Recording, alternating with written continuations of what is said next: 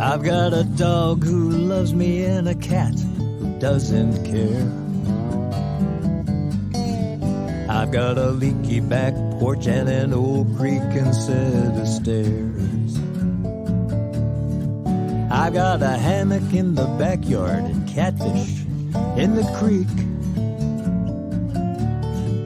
and a job that pays me $200 a week. I've got a rusty old Chevy out back, it's doing time, and a dirty pile of laundry in the sink, well, it ain't no crime.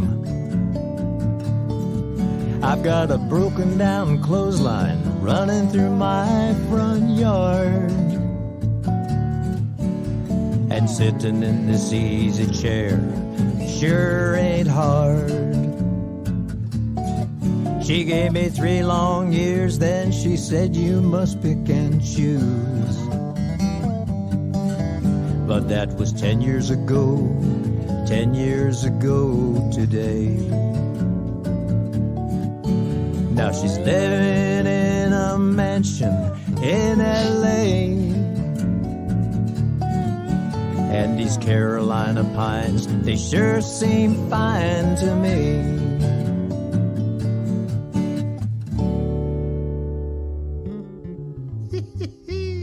Yes, sir. Well, welcome to this special edition of the Wispy Mob Music Acoustic Radio Podcast Series, and I must apologize for the little sniff there. I forgot I had the mic open. But anyways, this is Todd, middle initial C. Walker. Yes, that's right, it's me. I'm the host of the Wispy Mob Music Acoustic Radio Podcast Series, and today is kind of a different show. The reason I say that is this is a podcast about acoustic music and acoustic music performers. And the gentleman who you're going to hear today is Mitch Scott. He's a very good friend of mine, lives in my neighborhood.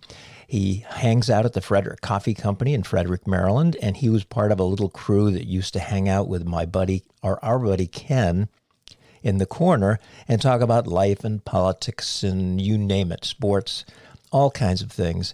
And back in 2021, when we were still in the throes of the pandemic and we had to keep social distance, 6 feet plus from people, had to wear masks in between if we were closer, and you had very little live music. And I was interviewing different musicians, acoustic performers from my studio in my house. But during the warm months, so I could see people, I would ask performers if they would allow me to interview them outdoors at the Shabro stage, which is behind the Frederick Coffee Company in Frederick, Maryland. We would sit about 8 feet apart. I'd have my mixer. We'd have our Shure Beta 58 microphone set up. And on that particular day, I was supposed to interview John Durant Jr. or Johnny Durant or Johnny Strum. He goes by a couple different names. Unbeknownst to me, he had an emergency call that he had to go to the dentist, and he couldn't reach me to let me know he wasn't going to be able to make it or he's going to be really late. So I had set up, and I had asked Mitch, who happened to be there at the coffee company, if he wanted to see what a podcast looked like to be recorded.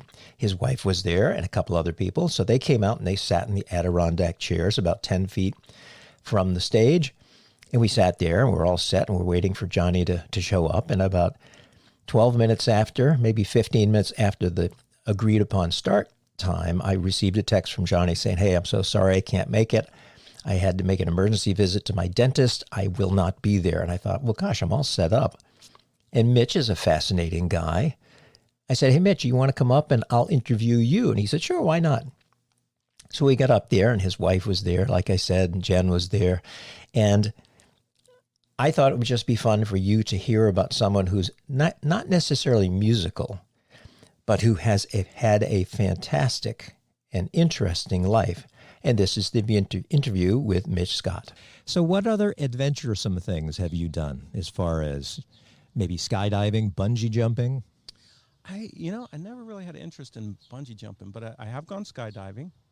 Last year, I did a lot of, for a week, I did a lot of kite surfing, which was a total blast. I always looked at it and thought it would be a really rigorous sport to do, and it was so physically easy. It wasn't that easy from a standpoint of doing it well, but as far as physical exertion, it was almost nothing. It was. Now, is it tethered to a harness so that you're really not using the strength of your arms as much as it appears to? That's exactly right. Okay. It's tethered right to your center of gravity. All your arms is doing are holding themselves up and turning a bar to guide the kite where you want it to go. And then your feet they're not strapped in. They're just in the board. They're little straps that you slide them into, and you maneuver the board the direction you want it to be and how flat you want it to be on the surface of the water while you point the kite where you want to go. Sort of like hang gliding. That's what the bar does. You move it, and it determines whether it's actually not, you're shifting your weight rather than but it appears to be that you're moving the. That's exactly right. And that's one of the big things to get over is at least for me, it very much, I felt like wanting to pull myself up with the bar or do something physical with my arms, and that's the exactly wrong thing to do. You have to let your arms stay out and loose and handle it and have the rest of your core and your legs control the board, and if you do that, you're fine. It's almost like the first time someone uses a motorboat where it's a handheld tiller on an outboard, and they want to turn right, so they push to the right. Right. And of course, the boat goes left. Yeah. It takes a little while to figure that, or backing up in a trailer. Yeah. Yeah. It's kind of the opposite way to turn it. Here, when you start to go down, you want to pull yourself back up, and that just dooms you. Now, when you fall, and the kite is now in the water, how difficult is it to get it filled with air again so that you can continue on? It's really super easy. Really?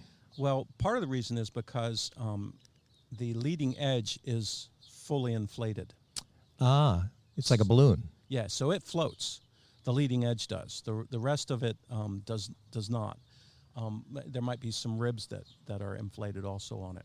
And so it's very easy to get the kite back up in the air. You basically just hold one of the handle ends, and it pulls one edge of the kite up high, so the kite's sitting vertical with one end in the air and one on touching the water, and then you just grab both ends and fly it up.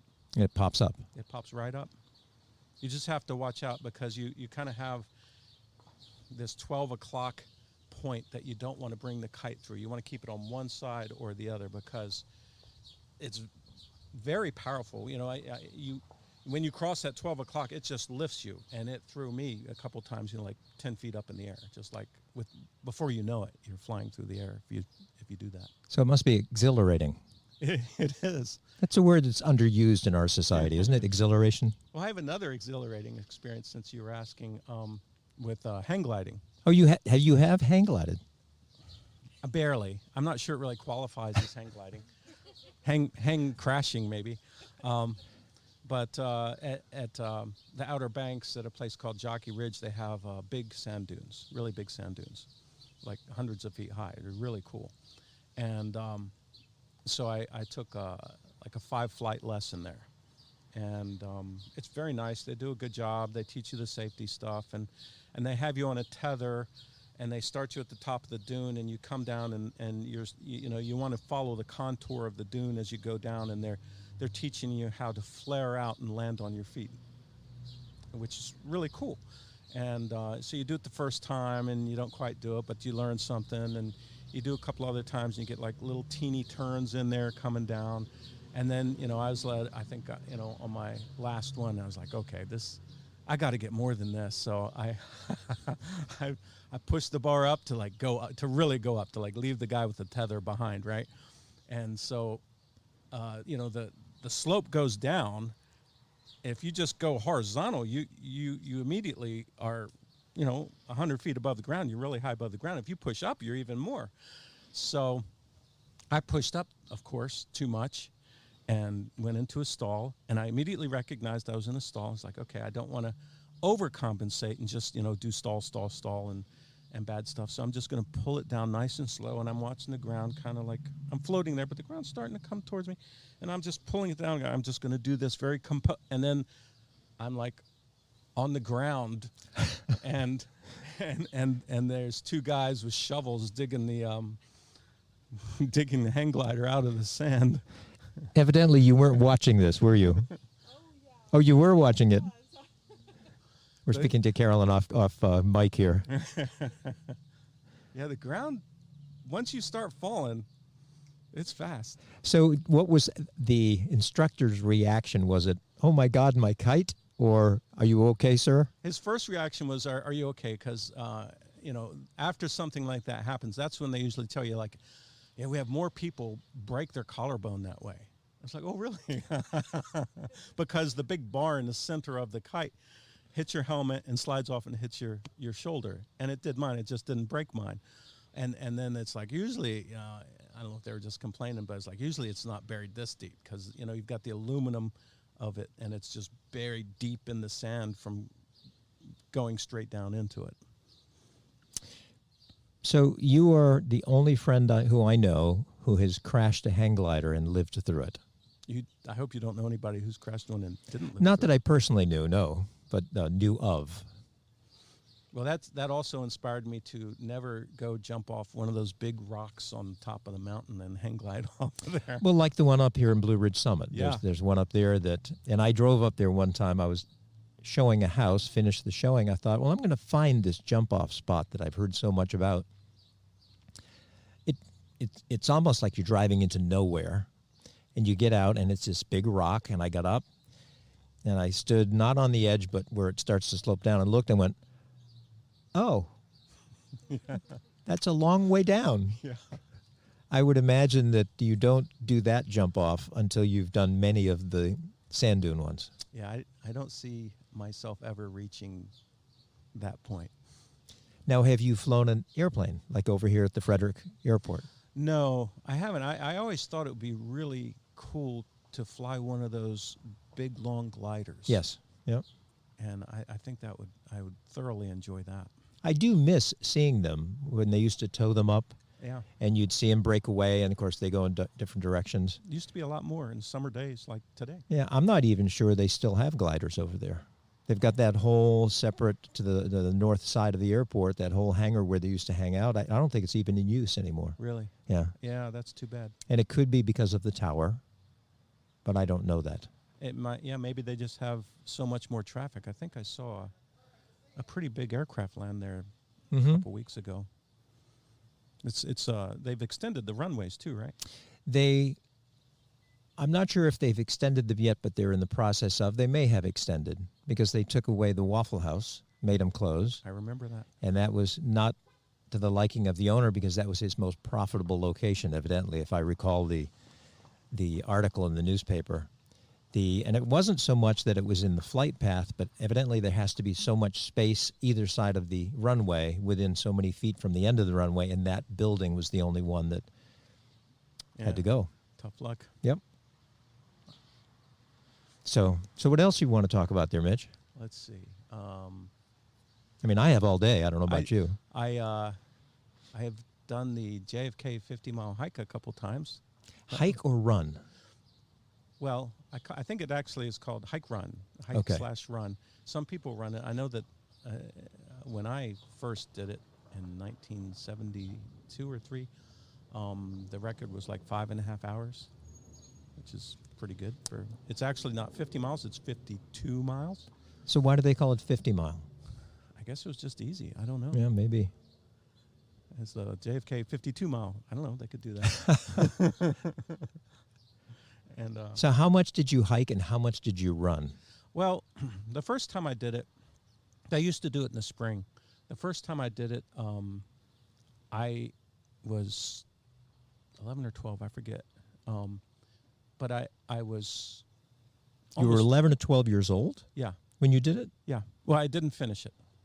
But I calculated as I was going, that like I could walk 5 miles an hour, which is pretty fast. It is. And I was like, hey, if I walk 5 miles an hour, I can be done in 10 hours. And I think the requirement was that you had, back then, I think you had to be done within 15 hours. So like, this is easy. And I also would run. So I would say I ran about half and walked about half. So I was making good time.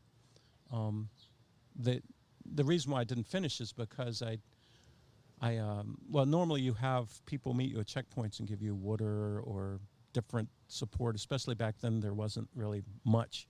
But you had certain checkpoints where people could meet you, and I don't think my parents thought I was really serious. I was just a kid, and they didn't know like I ran my paper route every day to get in shape or that I did anything at all. Did you do that really? Yeah. Wow. And also, we walked to school, which was a mile or two, or I'd run that with my books and that sort of thing, just kind of like the silly things kids do. And then so when I was running, they kept coming to the checkpoints after I had already gone through. And so it wasn't until I was leaving the 36 mile, I think it's Snyder's Landing checkpoint, 36-mile checkpoint, that my parents caught up to me, and I was feeling pretty good, but I hadn't had anything, and they had hot, and it was cold. They do it in March. It was cold, and they had fresh pair of socks, and they had hot chicken noodle soup. Ooh. And I got in the car, and I put on the fresh socks, and I'm eating the chicken noodle soup, and they're like, why don't you just let us drive you home? And I was like, no, I want to keep going. And then I ate some more, and they talked to me some more, and next thing I know, they're taking me home. So I was disappointed I didn't finish it. So I tried it the next year, and the next year was the year that made them change the hike from the spring to the fall, because it was 25 degrees and it was raining, and I was wearing blue jeans, and the water would rain and it would freeze on the jeans, except it would be cracked at the joints, right, where you're cracking the ice from your motion. And it was just horrible. And so now my parents were paranoid about not meeting me. And I'm going slower because you're walking through like rivers of ice going up and down the hills and mud, and it was just horrible. They went through the checkpoints before me. Oh, gosh. I never saw them this time ever. So how far did you get this time? Well, when I got to, do you know Weaverton Cliffs? I know of it. I don't. That's Never a good been hike. there. You should go up. It's got a great view. But basically, you start in Boonesboro for this. You hike up the mountain at South Mountain, real near the restaurant, South Mountain Restaurant, I guess. You hop on the Appalachian Trail and you follow the ridge, and then you go up to Weaverton Cliffs, and then you come down to the canal at Weaverton Cliffs. So there was a checkpoint there where you cross the road, and I was miserable, soaking wet, 25 degrees, and I'm like, I'm going to wait for my parents. They aren't here yet, only they've already gone. And so I wait, and there's a certain time they close the checkpoint, so I waited there for like 40 minutes for them. And they're closing it, so I just went. Well, now my muscles were all like real frozen. tight. Yeah. And I haven't seen anybody for a long time go through the checkpoint, so there's nobody close. So I'm running and running and running and running and running, just trying to stay warm. Just running, and I get about 10, 12 miles of running in, and I finally see some. I was kind of a little scared, because I haven't seen anybody. It's rainy, and I'm on this like mud deep. I'm on the towpath now, and finally see somebody up ahead, and I'm like, it gives me incentive. I run, and I catch up to this other guy, and just as I'm catching up to him, we catch up to another guy who's leaning against a tree, and he's frozen to the tree. What? He's not like his body is frozen, but he's been leaning there long enough that the ice has frozen between him and the tree, and he's just standing there with his eyes open, and he's not blinking or reacting to us or anything. Ooh, not good. And so we pop him off the tree, we start carrying him to the next checkpoint, which is at like the 27-mile marker, and so we're dragging him and dragging him and dragging him. Is he moving at all? No, he's not helping us at all. Oh, gosh.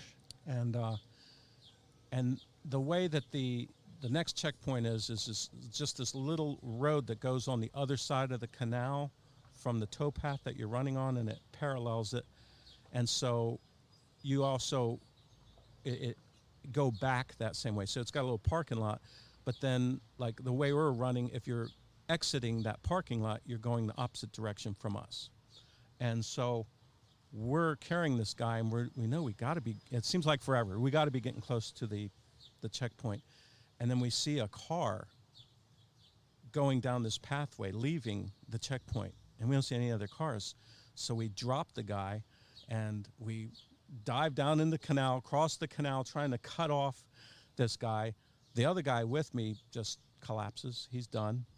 And then I run out, and it's a pickup truck with a cab, and it's the only thing left. And he's leaving, and I come out behind him, and I'm running behind him, trying to flag him down. And he finally, like, the brake lights come on, and I tell him about the guy and the other guy, and I climb in the back of the truck, and then I wake up the next day at home. Really? You don't remember anything between? Yeah. Had a flu for a week after that. Oh, my gosh. How about the other two gentlemen? I don't know anything about them. Really? No. Don't know a darn thing about them. All I know is, it was very nice while I was still sick, like within a week. So it was the JFK 50 was sponsored to a large degree by Goodloe Byron. Mm-hmm. He was a congressman. Yes.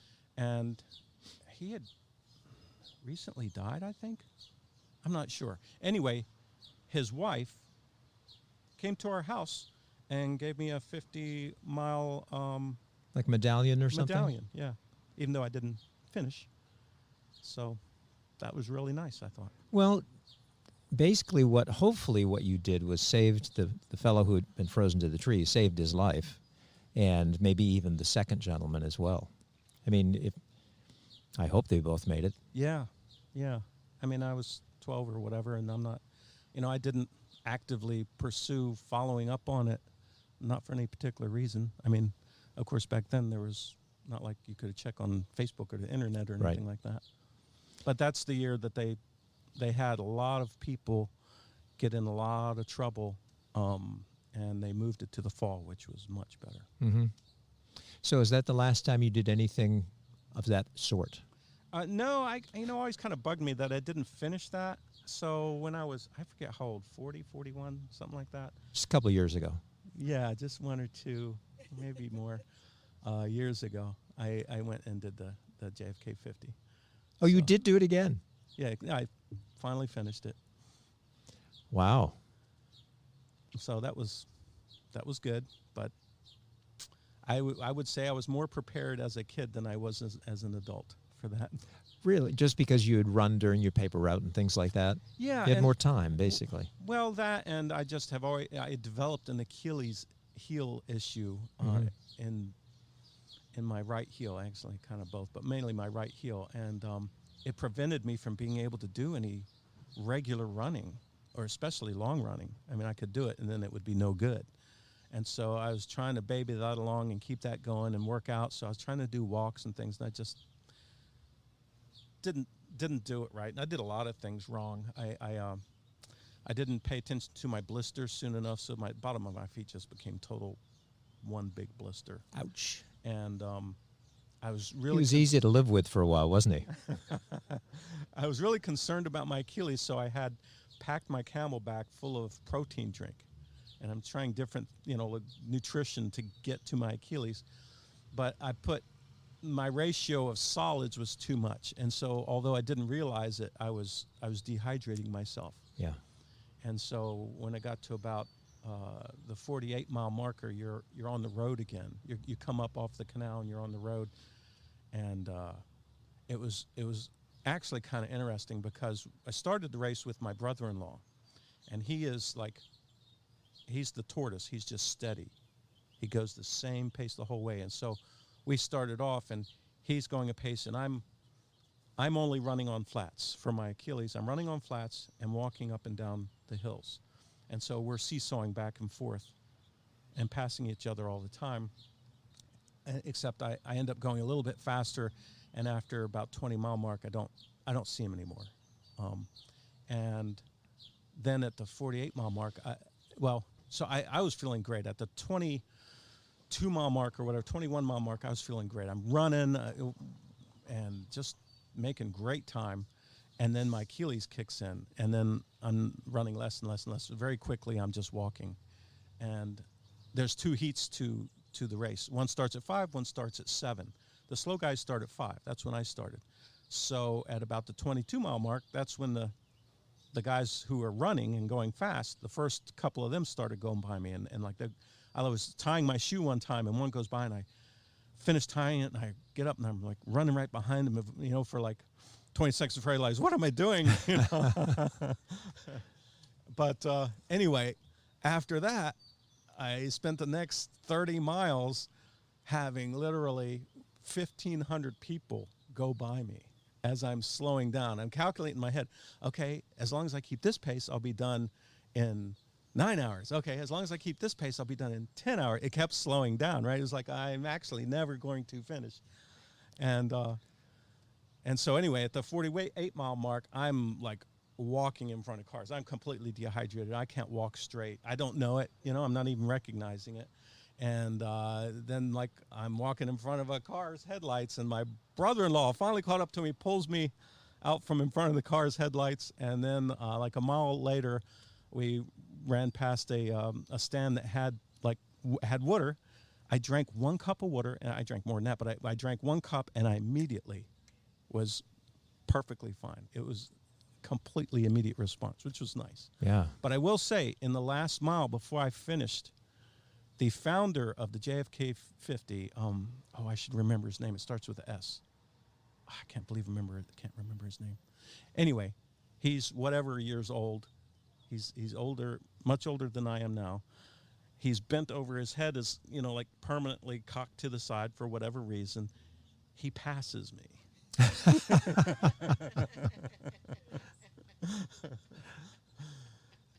But it was great. It was great to do it. Great to finish. And you know, the support you get on races like that is amazing. Everybody is so like loving you, you know, like, way to go, you're awesome. You know, for 50 miles of that, it's pretty neat. It is. That would be cool. Yeah, it's really nice. So now your 50 mile is between the couch and the refrigerator, right? Right. Yeah. I don't think I'll do that one again. So when and I know you had hip replacement fairly recently, within the past year, right? Mm-hmm. Yeah.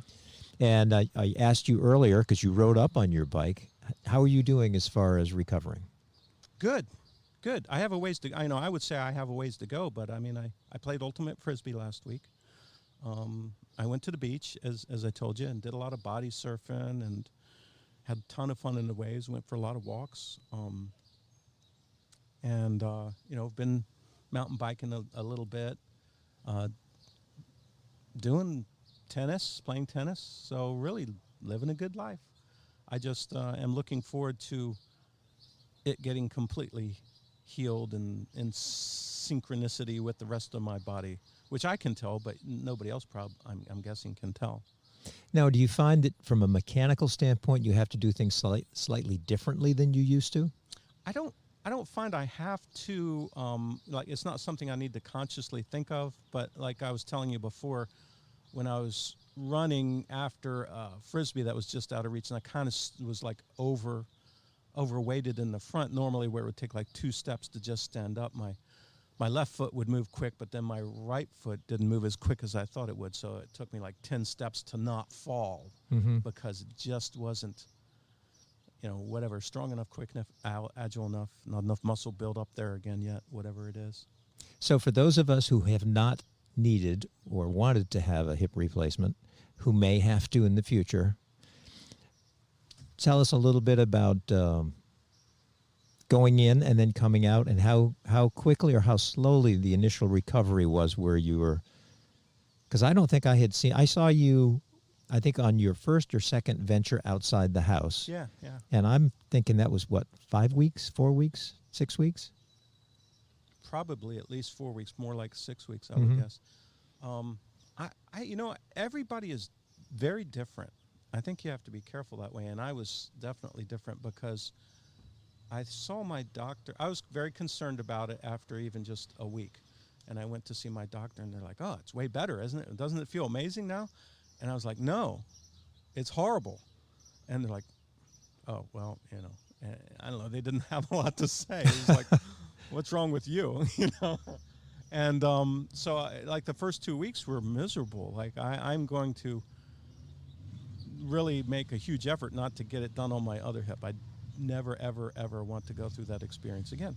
But I know you can talk to other people. I've talked to them who've had it done, and it was like nothing, and they're great, and life is good, like the next day almost.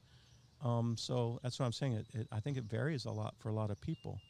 Now, was the 2-week period that were awful, was it because of the pain or just lack of mobility and pain? What was it? The pain. Yeah. Um, On and a scale of 1 to 10, about a 13, or? it was. The problem was it was always at max level for just like not ending. So he was easy to get along with for 2 weeks, wasn't he, Carolyn?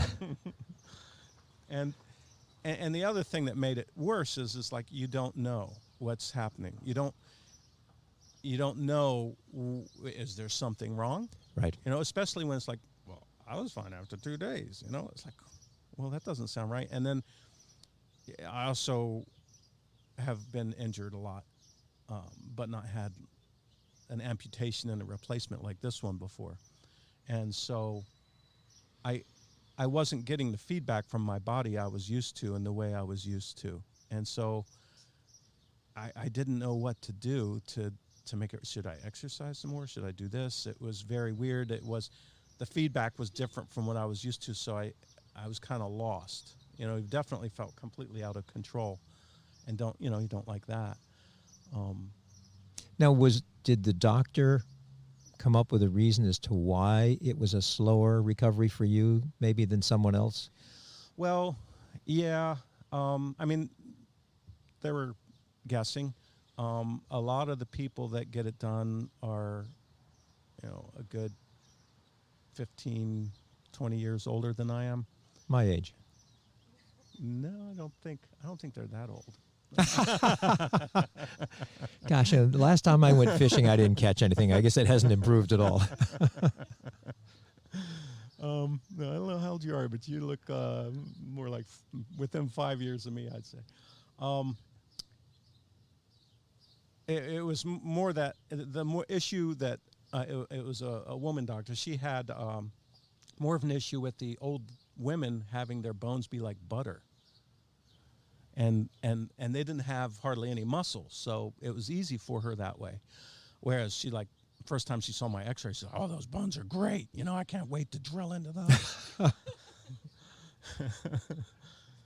And so I'm between her and me, I'm thinking that maybe the reason was because I was really making effort to build muscle up around my hip all the way up until the day of surgery, and so they stretch your muscles, and my muscles have always been tight. And I tried doing some loosening, but at that point, it wasn't a good time to do it either.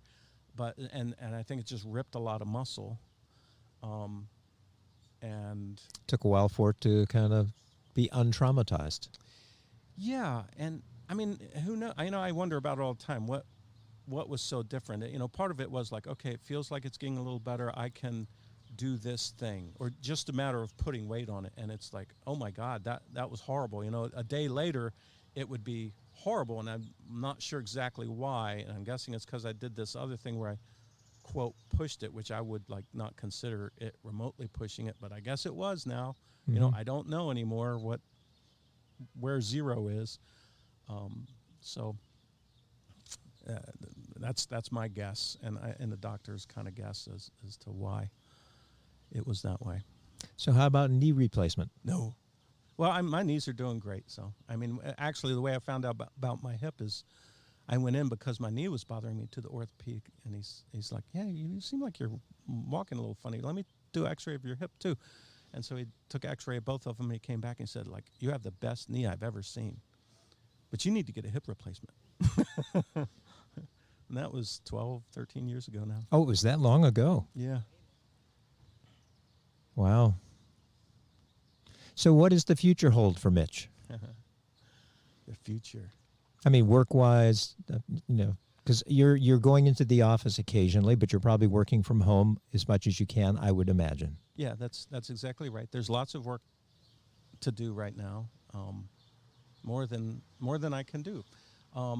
What I would like to do is figure out a way where I'm doing the same type of work. I enjoy the work I'm doing, for like 24 hours a week.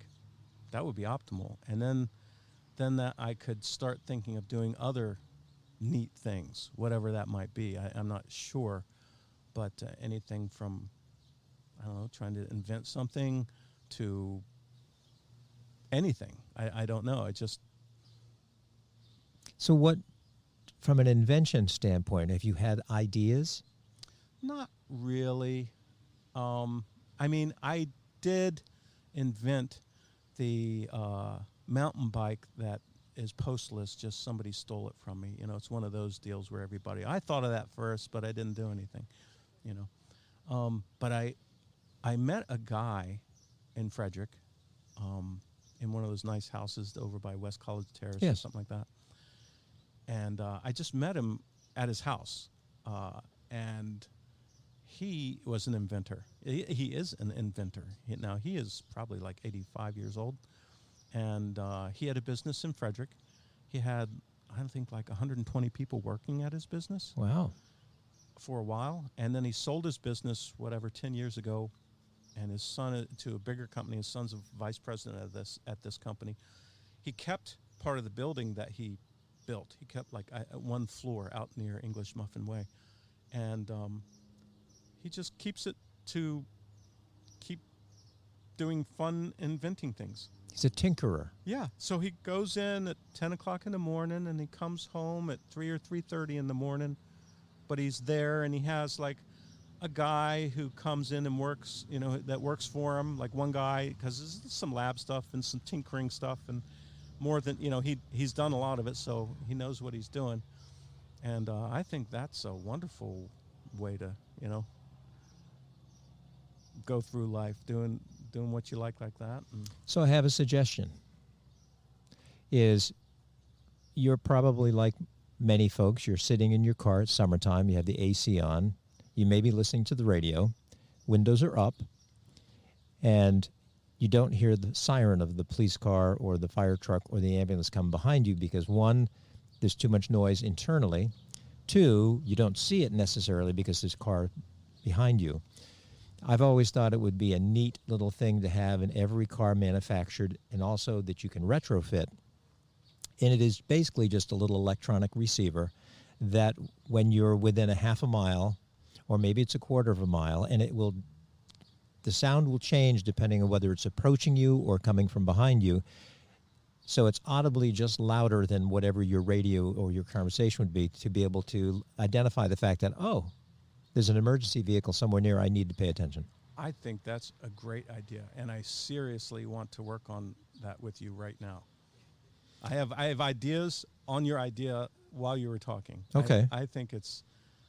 I don't have the electronic now that's also, stuff. I have to tell you my other story now, because that leads into my other story, which is... You know, this was supposed to be just a little 5 or 10 minute for fun thing, Mitch, just so no, you're aware. It's not fun anymore. And I will probably broadcast this just for the fun of it. But tell me what you were thinking about. Well, when I was 16, on the first day of my learner's permit, I'm going to a high school indoor track meet, and my mother is in the car with me. And my mother is 5 foot tall and puny. You got your height from your dad's side. Yeah, must have. Yes, that's correct. And so anyway, first day driving.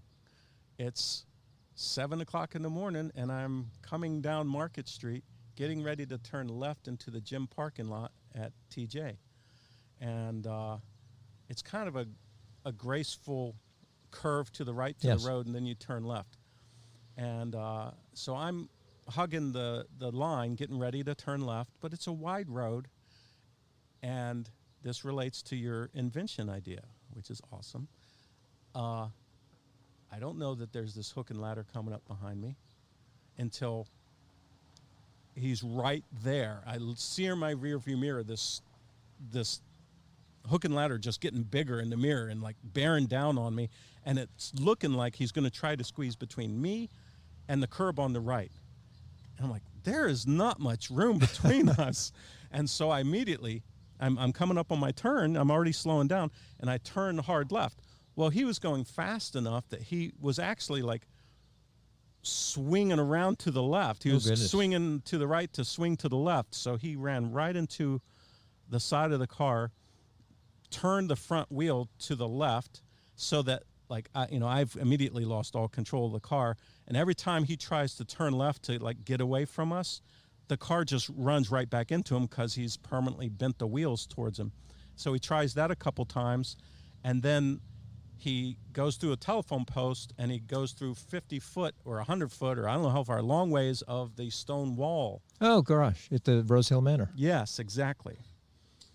And so I very much appreciate the idea of knowing when an emergency vehicle is coming up behind you before they are right there. Well, I'm glad everyone lived through it. Well, yes. My mother was quite hysterical for a good 20 minutes after that. I would think so. Gosh, you've had a few experiences, Mitch, I have to tell you. Yeah, it's been a great life. So before we close, I have to ask you, have you ever been in the presence of someone who you considered famous, whether it's a movie star or an iconic music person or someone like that, or a major politician, where you happened to become involved with them for a period of time and either made a fool out of yourself or they made a fool out of themselves because they didn't realize they were in, the presence of a genius? Right. Yes, they missed that. It's funny you asked that. I've never thought about that, but I've never really met a famous person hardly at all. Besides Ken. Well, yes. I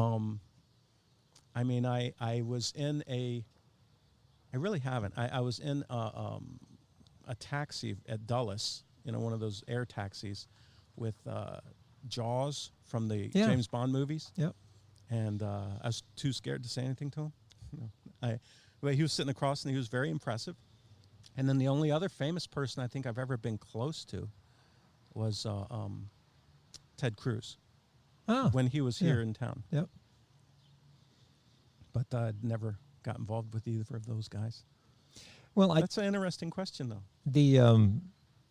Not that I am a celebrity, other than maybe a very small one because of performing and also doing the Dining Out television show. I can tell you that both of those individuals probably appreciated the fact that you didn't make a big to-do about the fact that they were sitting there, because they get that so much.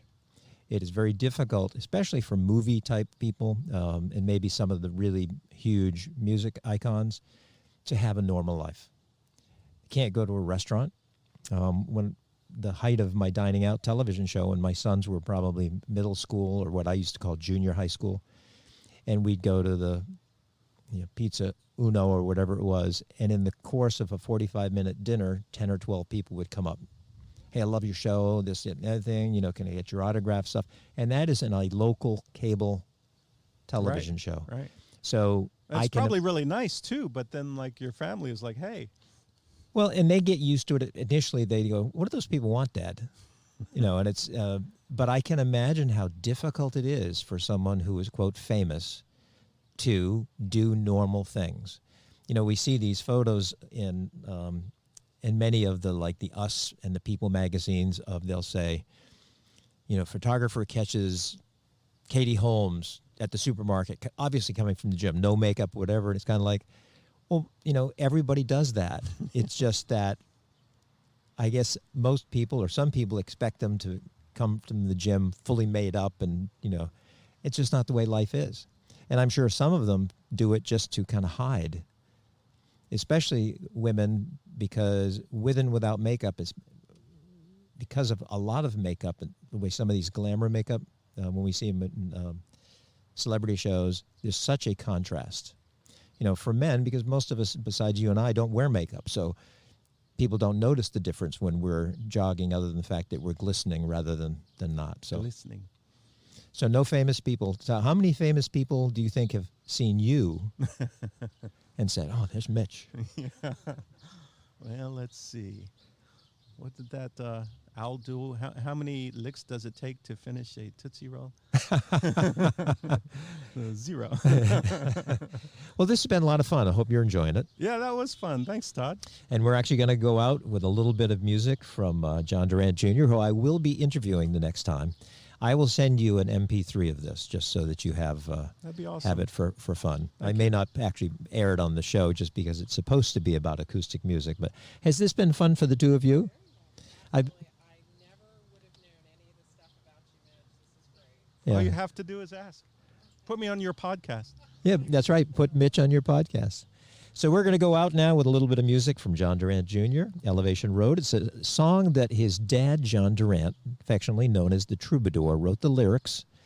And John Durant Jr. I know him now that the Troubadour. Now I Yes. put it all together. Yeah. Yeah, nice guy. But he wrote the lyrics, and John Durant Jr. did the music. And we'll listen to a couple minutes, and then we'll cut it off from there. But Great. thanks, Mitch. Yeah, thank you. You're welcome.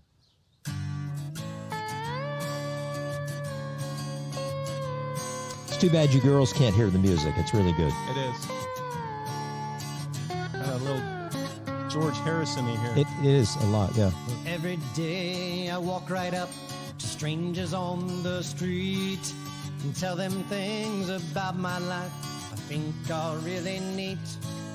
I tell them what I've eaten and what I'll do today. And as I pour my soul out, they turn and walk away. Follow them. Well, thanks so much for listening. Mitch, again, thank you very much. Enjoyed it.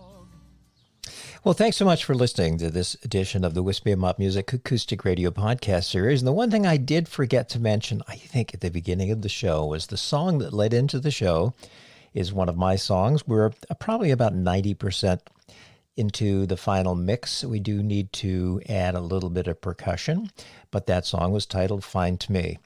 I want to thank Mitch again, even though this is a couple years after we met at the Chabro stage. And I want to thank you folks as listeners for listening to the Wispy Mop Music Acoustic Radio Podcast Series produced by me, Todd Middle Initial C. Walker. I produce the show in my home studio in Frederick, Maryland. All the music you hear is played by permission from the artist. If you're enjoying the series, please feel free to share the link, wispymopmusic.podbean.com, or, of course, you can find it on either iTunes or Apple Podcasts. Thanks again for listening. We'll catch you next time.